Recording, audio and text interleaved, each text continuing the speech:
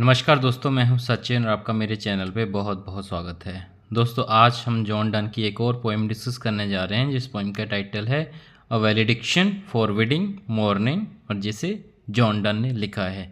Valediction का मतलब होता है जब हम किसी को गुड बाय कहते हैं, और फॉरबिडिंग का मतलब होता है जिसको कि प्रोहिबिट किया जाए या फिर जिसकी मनाही हो, ठीक है। और मॉर्निंग वही जब किसी के जाने का हम दुख मनाते हैं, ठीक है। तो यहाँ पे वो इस टाइटल के थ्रू कह रहा है कि गुड बाय जो है उसको कहीं ना कहीं फॉरबिट किया जाए। मतलब मॉर्निंग जो गुड बाय है, जो जिसे कि हम जब हम दुखी मन से किसी को विदा करते हैं, वो that is forbidden, that is not allowed, ठीक है। तो टाइटल कहीं ना कहीं इस चीज़ को पोर्ट्रे करने की कोशिश कर रहा है, और ऐसा ही कुछ आपको पोइम में भी देखने को मिलेगा। जैसे कि मैंने कहा, ये एक मेटाफिजिकल पोइम है जिसे 1611 या फिर 1612 के अराउंड लिखा था पोइट ने, जब वो कॉन्टिनेंटल यूरोप के एक ट्रिप पे जा रहे थे और अपनी वाइफ जो कि उस टाइम पे प्रेग्नेंट थी उनको छोड़ के जा रहे थे। और ऑब्वियसली जब उनकी वाइफ प्रेग्नेंट थी, so she needed him at that time and it was very difficult for him to leave, that's why he wrote a poem for his wife, ठीक है। ये एक 36 लाइन लव पोइम है जिसे कि 1633 में पब्लिश किया गया था उनकी कलेक्शन में, that is songs and sonnet after 2 years of his death, ठीक है।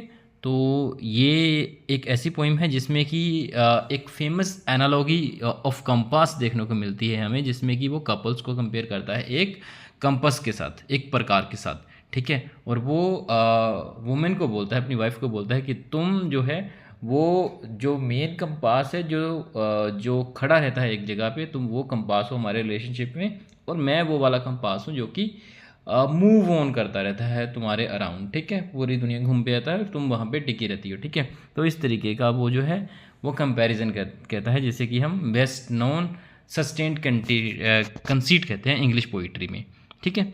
और इसके बारे में ही ये जो पोइम है, ठीक है। अब पोइट की थोड़ा सा बात करें तो पोइट जो है इन 1597 वो सेक्रेटरी बन जाते हैं थॉमस एजर्टन के पास, और कुछ टाइम के बाद वो एजर्टन की नीस से मिलते हैं जिसका नाम होता है एन मोर, ठीक है। और उसके मिलने के बाद 1599 में इनका एक हीटेड लव अफेयर चलता है अराउंड द समर ऑफ 1600। बहुत सारे लेटर्स एक्सचेंज करते हैं एक दूसरे के पास, और कुछ टाइम के बाद इसके जो फादर थे एन के, सर जॉर्ज मोर, उनको इनके रिलेशनशिप के बारे में शक पड़ जाता है, ठीक है। और वो जो है वो क्या करते हैं, जब उन्हें पता चलता है कि इन दोनों ने शादी कर ली है 1602 में, सीक्रेटली इन्होंने शादी कर ली है, तो वो डन को जो है वो फ्लीट प्रिजन में भेज देते हैं because of violating canon law, ठीक है। और इसके बाद जो डन है उनको अपने जो इनके पैटर्न थे एजर्टन, उनसे रिक्वेस्ट करता है कि उन्हें जेल से निकाल दिया जाए, और वो उनकी मदद भी करते हैं, ठीक है। और कोर्ट ऑफ ऑडियंस में इनकी जो मैरिज है वो वैलिडेट कर दी जाती है एक ट्रायल के बाद, और क्योंकि डन को जो है एब्जॉल्व कर दिया जाता है किसी भी कैनन लॉ वायलेशन के लिए, ठीक है। तो इस पोइम को, जैसे कि मैंने आपको बताया, जब उसकी वाइफ बहुत प्रेग्नेंट थी उसके टाइम पे लिखा गया था, जब he was on a travel to continental Europe with sir Robert Drury, ठीक है। और बाद में इसे पब्लिश किया गया था 1633 में। तो बहुत ही अच्छी पोइम है। चलिए अब इस पोइम को पढ़ने की स्टार्टिंग करते हैं। So the first stanza is as virtuous man pass mildly away and whisper to their souls to go. तो यहाँ पे स्पीकर या फिर पोइट इस पोइम को ओपन करता है with the image of good man dying quietly, कि जो जैसे कि गुड मैन जो होते हैं जब वो शांति से मर जाते हैं, and they softly urge their souls to leave their bodies, ठीक है।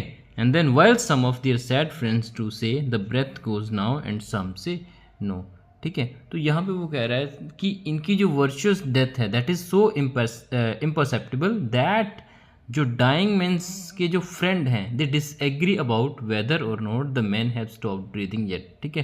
तो उनको जो है यकीन नहीं होता है जब वो मर जाते हैं, तो उनके जो दोस्त होते हैं उनको यकीन नहीं होता है कि उनके जो लव्ड वन हैं वो इस दुनिया को छोड़ के चले गए हैं या नहीं चले गए हैं, ठीक है। तो कहीं ना कहीं they are doubtful whether they have stopped taking breath or not.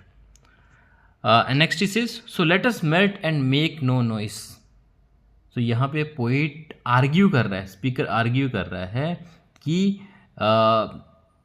वो और उसकी जो बिलव्ड है, जैसे वो एक दूसरे को farewell, they are bidding farewell to each other, ठीक है। तो उन्हें ये जो वर्चुअस मैन की डेथ है इसको एज ए मॉडल लेना चाहिए, और जो उनको जो अपने वेज हैं इन्हें साइलेंटली पार्ट करना चाहिए, ठीक है। साइलेंटली एक दूसरे को छोड़ देना चाहिए, ठीक है, जिस तरीके से उन्होंने सांस लेना छोड़ दिया था वर्चुअस मैन ने, ठीक है। नेक्स्ट, नो टीयर फ्लड्स नोर साई टेम्पेस्ट मूव, ठीक है। तो बोलता है कि हमें ज़ोर ज़ोर से रोना या करलाना, साई मतलब ज़ोर ज़ोर से जब आप रोते हैं तो फिर एक अलग तरह का सांस लेते हैं ना, एक ज़ोर ज़ोर की सांसें लेते हैं हमें, ठीक है। तो बोलता है कि हमें उस तरीके से रोना या फिर उस तरीके से साई नहीं करना चाहिए, उस तरीके की आवाज़ें नहीं निकालनी चाहिए, ठीक है। It were profanation of our joys to tell the laity our love, ठीक है। तो यहाँ पे वो कह रहा है कि इस तरीके से ओपनली अगर हम अपने प्राइवेट लव को जो है डिग्रेड कर देंगे, ठीक है ना, अगर हम ओपनली रोएंगे इतनी ज़ोर ज़ोर से तो फिर लोगों को इसके बारे में पता चलेगा, और हमारा जो लव जो कि प्राइवेट है वो हम एक तरह से ब्रॉडकास्ट कर देंगे, जो कि ऑर्डिनरी पीपल हैं। लेटी मीन्स ऑर्डिनरी पीपल, नॉर्मल लोग जो होते हैं, ठीक है। तो हम नॉर्मल लोगों को जो है हमारा जो लव है ब्रॉडकास्ट कर देंगे, अगर हम रो रो के सभी को बताएंगे ना कि हम वी आर पार्टिंग वेज, ठीक है, हम अलग हो रहे हैं या फिर हम दूर जा रहे हैं एक दूसरे से, ठीक है। तो वो हमें नहीं करना चाहिए। Next he says, moving of the earth brings harms and fears, man reckon but it did and meant, ठीक है। तो यहाँ पे वो कह रहा है जैसे कि नेचुरली जो अर्थली डिस्टर्बेंसेस होती हैं, जैसे कि अर्थक्वेक हो गया, ठीक है, ये क्या करता है, ये लोगों को दुखी करता है और लोगों को डरा भी देता है, ठीक है। तो ये जो ऑर्डिनरी लोग होते हैं, ये जो कॉमन लोग होते हैं, ये जो हैपनिंग हो रही हैं, जो इवेंट्स हो रहे होते हैं, ठीक है, तो ये इनको देख के सोचते हैं कि इसका मतलब क्या है, ये चीज़ें क्यों होती हैं। But trepidation of the spheres दो ग्रेटर फार इज़ इनोसेंट। तो यहाँ पे वो कह रहा है हालांकि ये जो हेवंस की जो मूवमेंट हैं ये बड़ी होने के साथ साथ सिग्निफिकेंट भी होती हैं, और जो है अननोटिस कर दी जाती हैं ज़्यादातर लोगों के द्वारा, ठीक है। तो वो यहीं पे कह रहा है कि छोटी छोटी बातें जो है इसको लोग बहुत ध्यान से सुनते हैं, जब बहुत ध्यान देते हैं इन चीज़ों के ऊपर, लेकिन जो बड़ी बड़ी बातें होती हैं इसके ऊपर जो है वो लोग बिल्कुल जो है ध्यान ही नहीं देते, ठीक है ना।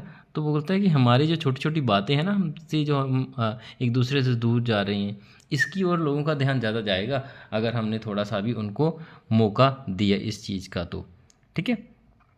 Next he says, dull sublunary lovers love whose soul is sense can not admit absence. तो यहाँ पे कह रहा है कि डल means boring.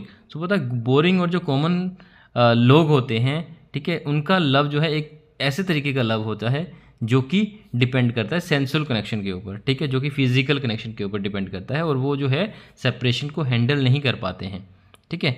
Next he says, because it doth remove those things which elemented it, ठीक है। बोलते जब वो फिजिकली एक दूसरे से दूर होते हैं तो उनका जो फिजिकल बॉन्ड ने उनके जो प्यार, जिसके ऊपर उनका प्यार डिपेंड होता है, जो उनके फिजिकल बॉन्ड पे, उनके फिजिकलनेस पे जो उनका लव डिपेंड होता है, जब वो एक दूसरे से अलग होते हैं तो वो कहीं ना कहीं दूर चला जाता है, ठीक है। तो that is not good for them. And then he says, but we by a love so much refined. तो यहाँ पे क्या है, वो कह रहा है कि उसका और उसकी जो लव्ड का जो प्यार है, दैट इज़ मोर रेयर, ठीक है, that experience more rare and special kind of bond, ठीक है। उनका जो प्यार है वो बॉडीली प्यार नहीं है, उनका प्यार तो सोल्स का प्यार है, वो बॉडी से काफ़ी ऊपर है उनका प्यार, ठीक है। And then he says that our selves know not what it is inter assured of the mind careless eyes lips and hands to miss, ठीक है। तो वो कहता है कि उनका प्यार इतना ऊपर है मतलब बॉडी एक्सपीरियंस से कि उनको खुद को भी समझ नहीं आता है, ठीक है। लेकिन वो जो है वो एक दूसरे से मेंटली कनेक्टेड हैं, स्पिरिचुअली कनेक्टेड हैं, ठीक है, और they are aware of one another on a non physical plane, ठीक है। तो इस वजह से उनकी जो सेपरेशन है, जो उनकी बॉडीज़ एक दूसरे से अलग हो रही हैं, इसका उनको ज़्यादा फ़र्क नहीं पड़ना चाहिए, ठीक है, या फिर उनको नहीं पड़ता इससे उनको ज़्यादा फ़र्क, क्योंकि उनका प्यार जो है वो फिज़िकल लव से कहीं ऊपर है, ठीक है। तो that is not a bad thing for them when they are being separated. Then in next stanza he says, are two souls therefore which are one. यहाँ पे कह रहा है कि उनकी जो टू सोल्स हैं, जो उन लवर्स की जो टू सोल्स हैं, जो दो अलग अलग सोल्स हैं, they are one by love, वो एक हो गई हैं प्यार की वजह से, ठीक है। और नेक्स्ट ही कहता है, though I must go endure not yet a breach but an expansion like gold to airy in a speed. तो यहाँ पे वो कह रहा है कि हालांकि उससे अभी जाना पड़ रहा है, लेकिन उनकी जो सोल्स हैं वो कभी भी अलग नहीं होंगी, ठीक है। हालांकि वो जो क्या होंगी, उन डिस्टेंस की वजह से वो एक्सपेंड हो जाएंगी, ठीक है ना। जो उनके बीच डिस्टेंस क्रिएट हो रहा है, इसकी वजह से वो एक्सपेंड हो जाएंगी, ठीक है। जैसे कि एक फाइन मेटल जब हथौड़ा पड़ता है ना किसी फाइन मेटल पे, तो वो क्या होता है, वो फैल जाती है। उस तरीके से उनकी सोल्स भी जो हैं वो एक्सपेंड हो जाएंगी, वो अलग तो नहीं हो सकती हैं, ठीक है। And next he says, if they be two they are two so as stiff twin compasses are two, ठीक है। तो वो कह रहा है कि अगर उनकी सोल्स अलग अलग हैं, अगर वो अलग अलग हैं, उनकी सोल्स, दो सोल्स हैं और वो दोनों अलग अलग हैं, फिर वो एक दूसरे से इस तरीके से जुड़ी होती हैं जैसे कि एक ड्राइंग कंपास की दो लेग्स होती हैं, ठीक है। जो प्रकार, जैसे कि मैंने आपको बताया, जो प्रकार की जो दो टांगे होती हैं वो जैसे एक दूसरे से जुड़ी होती हैं, उस तरीके से ही उनकी सोल्स एक दूसरे से जुड़ी हुई हैं। Thy soul the fixed foot makes no show to move but doth if the other do, ठीक है। तो यहाँ पे वो कह रहा है कि तुम्हारी जो सोल्स है वो उस कंपास के स्टेशनरी फूट की तरह है, जो कि अपने आप में मूव नहीं करती है, एक जगह पे खड़ी रहती है, लेकिन वो रिस्पोंड करती है दूसरे फूट की मूवमेंट को। जैसे जैसे दूसरे फूट की मूवमेंट जो है होती है, उसी तरीके से उसी एंगल में इस पर्टिकुलर कंपास की मूवमेंट भी होती है, ठीक है। And though it in the centre sit, तो वो कहता है कि द स्टेशनरी कंपास फूट है वो पेपर के सेंटर में रहता है, yet when the other far doth roam it leans and hearkens after it. लेकिन जब दूसरा फूट उससे दूर जाता है, तो जो स्टेशनरी फूट होता है वो भी अपना एंगल चेंज करता है और उसी डायरेक्शन में मूव करने लग जाता है, ठीक है, जैसे कि वो उसके पास जाना चाहता हो। And then and grows erect as that comes home, ठीक है। और जैसे ही जो मूविंग फूट है जो वापस आता है, उसके पास आता है, तो स्टेशनरी फूट जो है वो इट स्टैंड स्ट्रेट अगेन, ठीक है। जबकि जैसे कि वो ऐसा लगता है जैसे कि वो अलर्ट हो गया हो और एक्साइटेड हो उसके वापस आने से, ठीक है। अब लास्ट स्टांजा इस पोएम का पढ़ते हैं। Such wilt thou be to me who must like the other foot obliquely run, ठीक है। तो वो यहाँ पे वो कह रहा है कि तुम मेरे लिए उस स्टेशनरी फूट की तरह हो जिसको कि मेरे साथ साथ ही ट्रैवल करना है। जैसे जैसे मैं जा रहा हूँ, जिस रूट से मैं जा रहा हूँ, तुम्हें उस रूट के साथ साथ ही मेरे पीछे पीछे मेरे साथ साथ तुम्हें रन करना है। Thy firmness makes my circle just and makes me end where I begin, ठीक है। तो वो कहता है कि तुम्हारी फिक्स पोजीशन ही मुझे स्टेबिलिटी प्रदान करती है कि मैं एक परफेक्ट सर्कल बना सकूं, ठीक है, जो कि यहाँ से शुरू हुआ है वहीं से ख़त्म हो, ठीक है। Bringing the speaker back to his lover once again. तो वो कहता है कि अगर तुम स्टेबल रहोगी, अगर तुम्हारा प्यार मेरे लिए स्टेबल रहेगा तो मैं वापस तुम्हारे पास ज़रूर आऊँगा, ठीक है। अगर तुम स्टेबल नहीं रही तो फिर मेरा प्यार भी तुम्हारे लिए स्टेबल नहीं रहेगा, ठीक है। तो इस चीज़ का तुम्हें ध्यान रखना पड़ेगा। तो दोस्तों इसी के साथ ये पोइम ख़त्म हो जाती है। आई होप कि आपको पोइम अच्छी लगी होगी, समझ आई होगी। Thank you very much and have a great day.